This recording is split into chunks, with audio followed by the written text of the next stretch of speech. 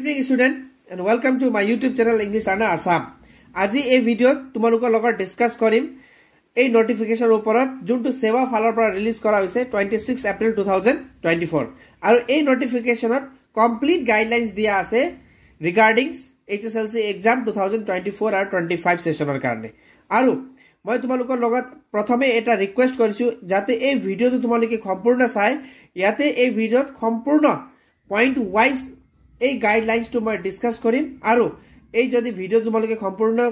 চাই যোৱা তে নিশ্চয় তোমালোকে ইয়াৰ পৰা এটা নলেজ গেইন কৰিবা যে কি ধৰণে এটা নতুন এক্সাম হ'ব গৈ আছে আহা তেনেহলে দেৰি নকৰাকৈ এই ভিডিওটো আৰম্ভ কৰি লম প্ৰথম আমি এই নোটিফিকেশনৰ পৰা গম পাইছো যে এইবাৰো সেৱা ফালৰ পৰা ফাইনেল বোৰ্ড এক্সাম কন্ডাক্ট কৰা হ'ব যেনে ধৰণে সকলো ইয়াৰ্স এভৰি ইয়াৰ্স হৈ আছে আৰু সবতকে নতুন বস্তু ইয়াত প্ৰথম পইণ্টতে দিয়া আছে যে এইবাৰৰ পৰা নতুন এটা ইলেক্টিভ সাবজেক্ট মই আকৌ ৰিপিট কৰিছো নতুন এটা ইলেক্টিভ সাবজেক্ট ইন্ট্ৰোডিউস কৰা হৈছে সেৱাৰ ফালৰ পৰা আৰু এই সাবজেক্টৰ নাম হৈছে আৰ্টিফিশিয়াল ইন্টেলিজেন্স এণ্ড ৰবটিক এই সাবজেক্টটো আগত নাছিলে এইবাৰৰ পৰা ইন্ট্ৰোডিউস কৰা হৈছে এজ এ ইলেক্টিভ সাবজেক্ট আৰু এই ইলেক্টিভ সাবজেক্টটো দিয়া হৈছে সেশন 2024-25 কিন্তু ক্লাস 10 ৰ কাৰণে নহয় only for class 9 আৰু এই ক্লাস 9 ৰ স্টুডেন্ট যেহেতু নেক্সট ইয়াৰ মানে 25 আৰু 26 সেশনত ক্লাস 10 ত যাব তেতিয়া কিন্তু ক্লাস 10 ত এই সাবজেক্টটো থাকিব আৰ্টিফিশিয়াল ইন্টেলিজেন্স আৰু ৰবটিক 2 নম্বৰ পইণ্টত দিয়া আছে যদি কোনোবা স্টুডেন্ট এই টেক্সট বুকটো পোৱা নাই যেহেতু মাৰ্কেটত এটো অলৰেডি ৰিলিজ কৰা হৈছে কিন্তু যদি কেনেবাকে পোৱা নাই তেতিয়া কিন্তু তোমালোকে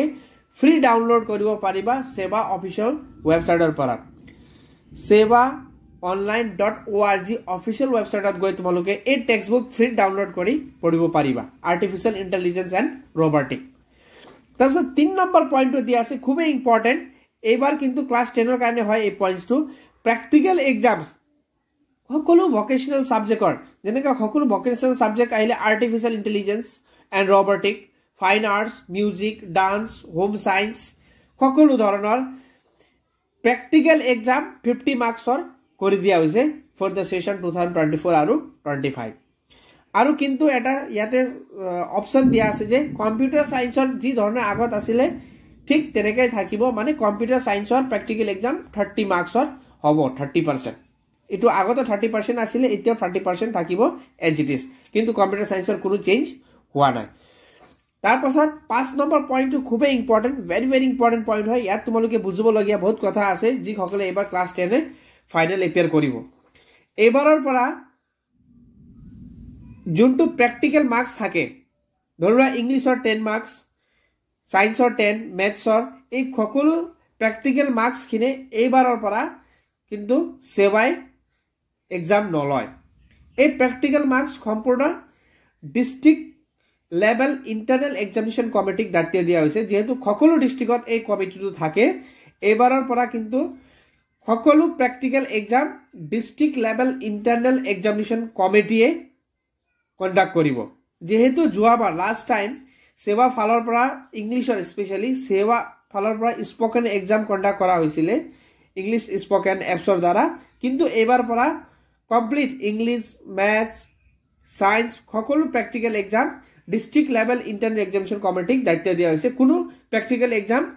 ফাইনালৰ হক টেষ্টৰ হক প্ৰি টেষ্টৰ হক সকলো এক্সাম কিন্তু এবাৰৰ পৰা ডিস্ট্ৰিক্ট লেভেল ইন্টাৰনাল এক্সামিনেশন কমিটিক দিয়া হৈছে কোনো প্ৰ্যাকটিক্যাল এক্সাম সেৱা বোৰ্ডৰ ফালৰ পৰা কন্ডাক্ট কৰা নহব বুলি কোৱা হৈছে যেনেকা আৰ্টিফিশিয়াল ইন্টেলিজেন্স ৰবটিক হক মিউজিক হক ডান্স হক সায়েন্স ফাইন আৰ্টস হোম সকলো প্ৰ্যাকটিক্যাল সাবজেক্টৰ এক্সাম ডিস্ট্ৰিক্ট লেভেল ইন্টাৰনেশনাল এক্সামিনেশন কমিটিয়ে কন্ডাক্ট কৰিব এই ফাইনালৰ কাৰণেও তাৰ পাছত 6 নম্বৰ পইণ্ট খুব ইম্পৰ্টেন্ট এটো 5 আৰু 6 পইণ্টটো খুব ইম্পৰ্টেন্ট গুৰুত্বপূৰ্ণ দ্বাৰা শুনি লবা আৰু স্টুডেন্ট সকলে এইবাৰ কি হৈছিল এইবাৰৰ কাৰণে কিন্তু ধৰিলো এমসিকিউ আৰু ডেসক্ৰিপটিভ পেপাৰত মিলাই কিনে পাস কৰিলে হল কিন্তু নেক্সট সেশনৰ মানে এই সেশনৰ পৰা 24 আৰু 25 ৰ কাৰণে কিন্তু এনে ধৰ নহব এটা স্টুডেন্ট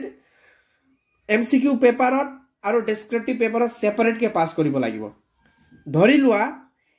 এমসিকিউ পেপাৰটো 45 মাৰ্কসৰ আহে আৰু ডেসক্ৰিপটিভ পেপাৰটো 45 সমাই দুটা 45 মিলাই 90 মাৰ্কসৰ আহে কিন্তু এইবাৰৰ পৰা তোমালোকে এমসিকিউ সেপাৰেট কে পাস কৰিব লাগিব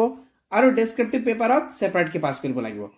এতিয়া পাস কৰিবলৈ কিমান মাৰ্কস লাগে বুলি ক'লে এমসিকিউত তোমালোকে মিনিমাম 13 মাৰ্কস পাব লাগিব আৰু ডেসক্ৰিপটিভ পেপাৰতো তোমালোকে মিনিমাম 13 মাৰ্কস পাবই লাগিব যদি ধৰিবা কেনেবাকে তোমালোকে এমসিকিউত 10 মাৰ্কস পাইছা আৰু ডেসক্ৰিপটিভত 40 মাৰ্কস পাইছা আগতে এইখিনি হলে পাস হৈ যায় কিন্তু এইবাৰ পৰা এনেকা হলে পাস নহবা 13 মাৰ্কস এমসিকিউত পাবই লাগিব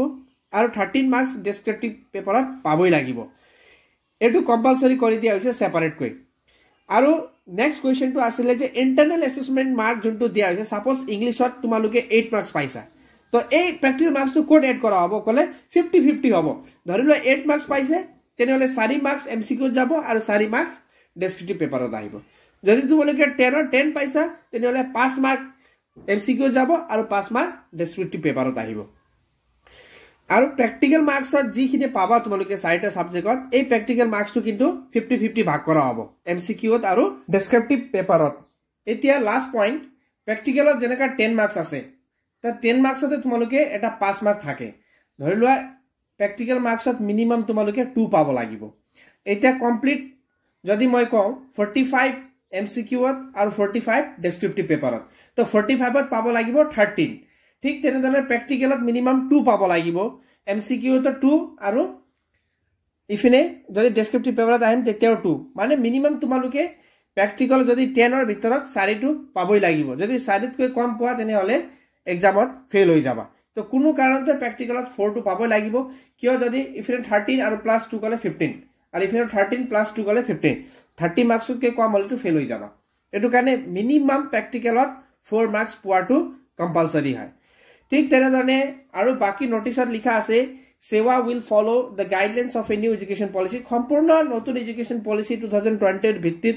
এই এক্সাম প্যাটাৰ্নটো বনোৱা হৈছে thank you for watching the video